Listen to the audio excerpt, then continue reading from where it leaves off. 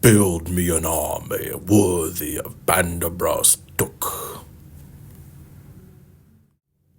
Hi, I'm Ryan of the North, and let's look at how to paint a Shire Hobbit in a grim, dark kind of feel and look that I kind of actually like. And considering that I'm building a Shire Army for the Middle-earth strategy battle game from Games Workshop, and basically it's for doing scenarios with the Scouring of the Shire, I figured Grimdark was actually kind of a look that probably is more fitting than, say, the traditional bright and hobbity colors that you would see in the movies and whatnot. So taking into account, say, like what Samwise in the Fellowship of the Ring, when he looks into Galadriel's mirror, what it is that he sees. Actually, it wasn't Sam, it was actually Frodo. What he saw in the mirror, I think in the book it was Sam. I don't know, somebody can correct me on that if I'm wrong. So let's take a look at how I painted this Hobbit militiaman using a kind of the Grimdark painting technique that I found on the YouTube channel Trovarian Miniatures, and you'll see here, I'll put the link down on there below. Now, he's obviously an amazing painter, nowhere near how I could ever imagine to be able to paint at that scale, but taking those same very techniques and painting it on this Hobbit miniature, let's see how it actually goes. So taking a look at the booklet from the original, or one of the earlier editions of the Middle-earth strategy battle game, Painting Hobbits, they started off with the old, and you can see this is the old paints: Fortress Grey, Skull White, and Vermin Brown. So first, after doing a coat of black primer, we're going to do a base of Ronix hide over the entire model. Then we're going to follow up with our first layer, a Castalian Green, stippling it on the pants, and looking for about a coverage of 80 to 90%. And as you can see here, and we can kind of see that, please, and note the fact that you're leaving a little bit of that brown showing in the creases and in the dark recesses, kind of brings out that contrast. Next up, we're going to do a bit of Death World Forest over top of the Castalian Green that we just did, again vying for about another 80-90% over the green, not over the whole entire pants. You don't have to be too careful, but careful enough that you're not going to, cover off all of the dark brown, dark green colors.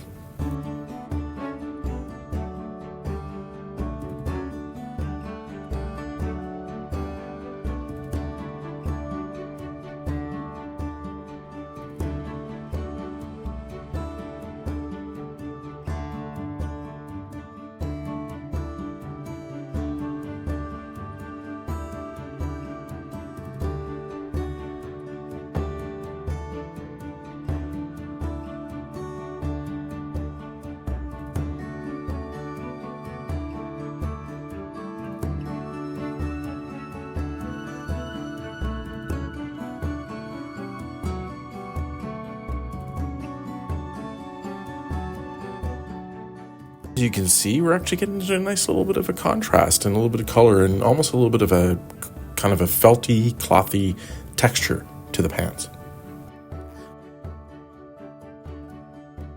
Next up, we're going to finish off with basically highlighting the raised areas and again, looking for maybe 20, 30, 40, 50% coverage of Krieg khaki. Again, using the stippling technique.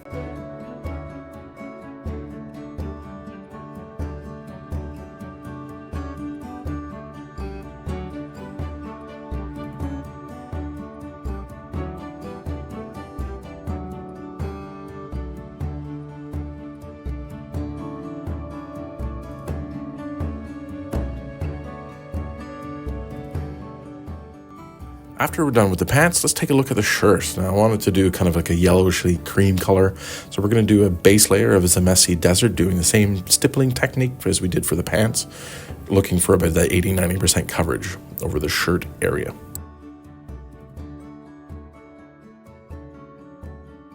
After we're finished with that layer, we're going to do a layer of Ushabti bone, and again, looking for that kind of 60-70% coverage, not totally over the yellow, and not getting into the creases and the dark recesses where the brown is showing.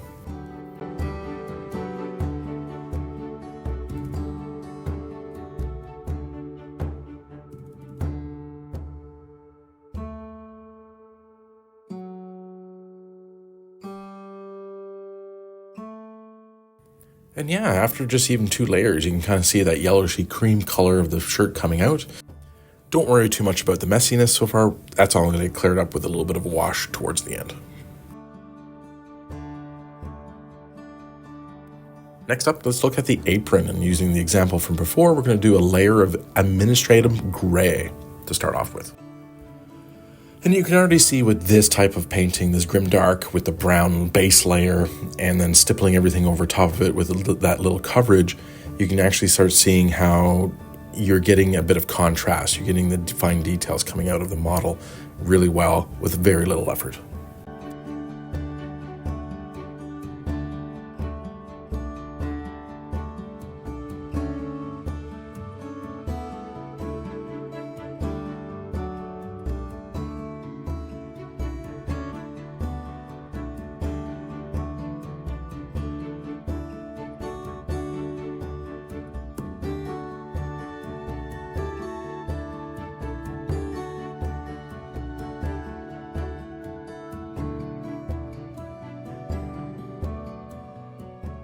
Next, after finishing that, we're going to do a layer of Screaming Skull. Again, looking for less coverage over the gray.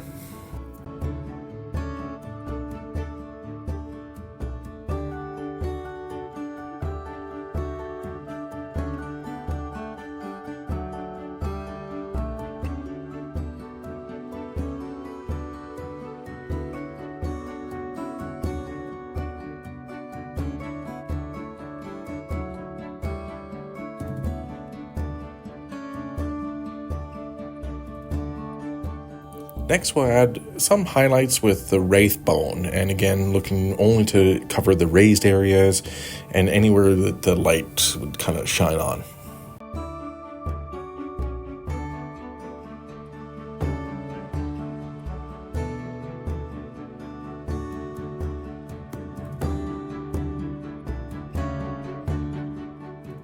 And don't forget to add these colors also to the back strap and the tie that wraps around the back.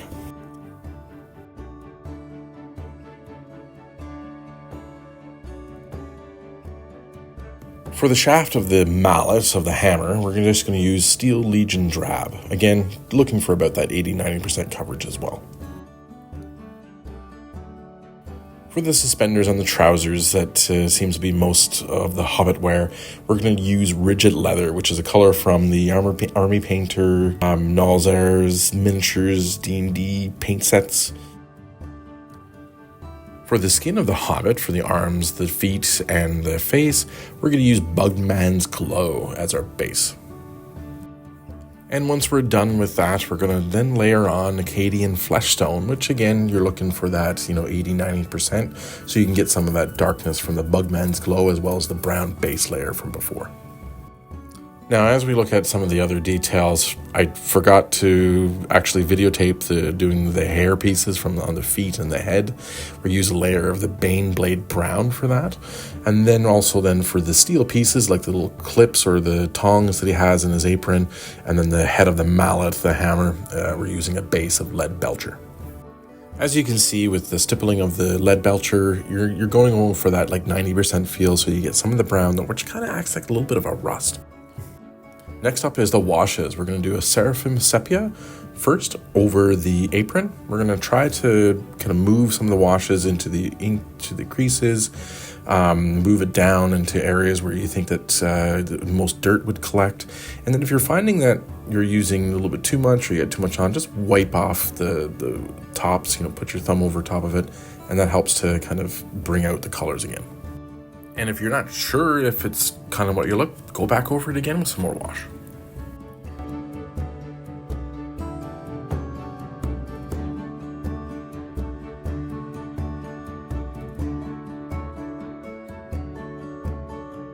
Next, for the trousers, we're going to do a bit of Agrok's Earth Shades as well as for the shirt itself.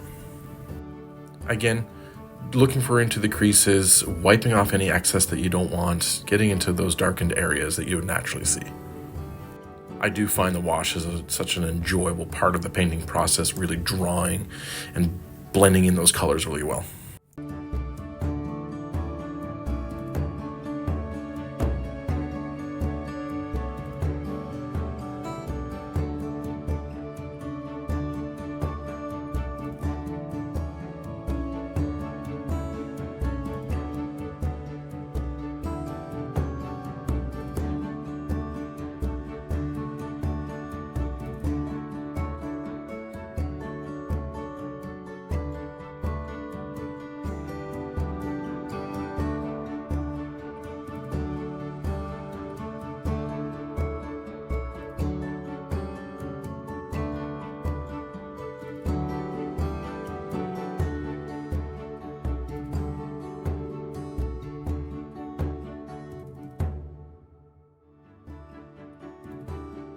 Over the skin, again over the apron, and then over the weapon and the metal pieces, we did non-oil, and then used a bit of this Carroburg Crimson to kind of give a little bit of a kind of a more dirtier, maybe a little bit of a bloodied effect, and some color to the skin.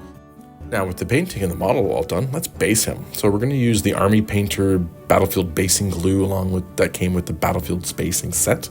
Use an old brush and move all your basing glue around.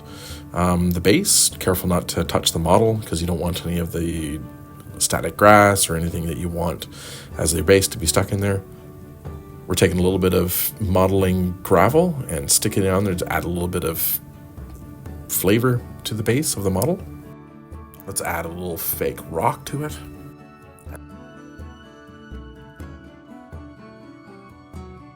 And then static grass. And this might take you a couple of times to get a good coverage and something that you feel like. Remember to turn the model upside down, tap out as much access, but it also then actually makes the static grass stand up.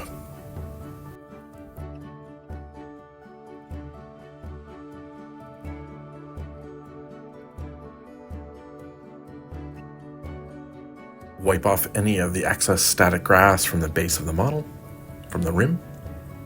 And then feel free to add a little bit more things. Like I got some of these different colors of, I guess, mosses, or could be little small bushes. And then adding a little tuft of grass to the back. And there you have it. Here is a complete Shire Hobbit Militiaman for the Middle Earth Strategy Battle Game. Let me know what you think. Here's a little 360 review of him. If you've liked this video, if you like this kind of grim kind of technique for the Middle Earth Strategy Battle Game, for this Hobbit, this grim that he's fighting for the Shire itself, let me know. Like the video if you like it, dislike it if you like, comment, share it if you find this helpful to other crafters, and then make a comment. Let me know what you think. I'm Ryan of the North. Thank you for watching.